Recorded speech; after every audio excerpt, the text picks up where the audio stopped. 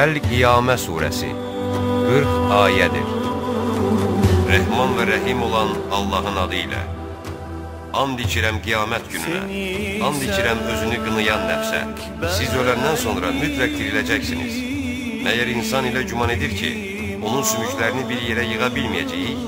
Bəli, biz onun barmaqlarının uclarını da düzəltməyə qadirik. Lakin insan önündəkini, qiyaməti danmaq istəyər və qiyamət günü nə vaxt olacaqdır deyə soruşar. Göz bərələcəyi, ay tutulacağı, günəşlə ay birləşəcəyi zaman məhz o gün insan qaçıb can qurtarmağa yer hardadır deyəcəkdir.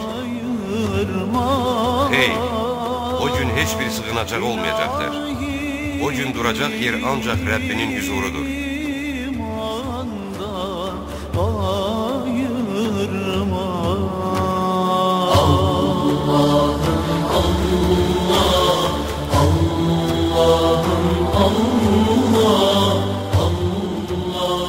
O gün insana öncə etdiyi və sonraya qoyduğu nə varsa xəbər veriləcəkdir. Doğrusu insan özü-özünə şahiddir. O hər cür üzrxahlıq etsə də. Ya Peyğəmbər, onu tələm-tələsi əzbərləmək üçün dilini tərpətmə.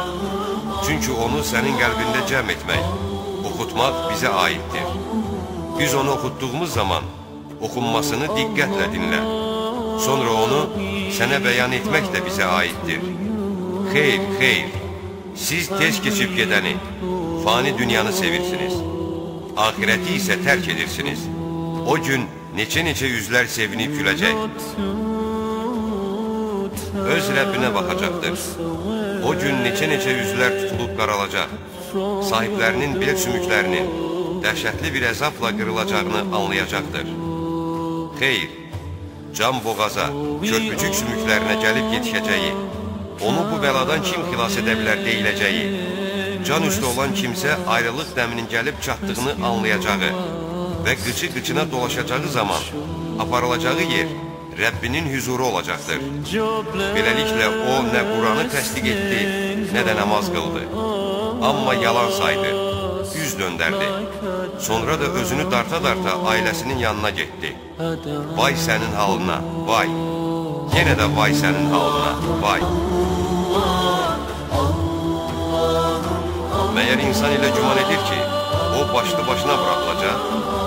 Məyər o tökülən bir qətrə nütvə deyildimi? Sonra laxtalanmış qan oldu və Allah onu yaradıb surət verdi, insan şəklinə saldı. Sonra da ondan biri kişi, biri qadın olmaqla iki cift, həmtay yaratdı. Elə isə o, Allah ölüləri diriltməyə qadir deyildirmi?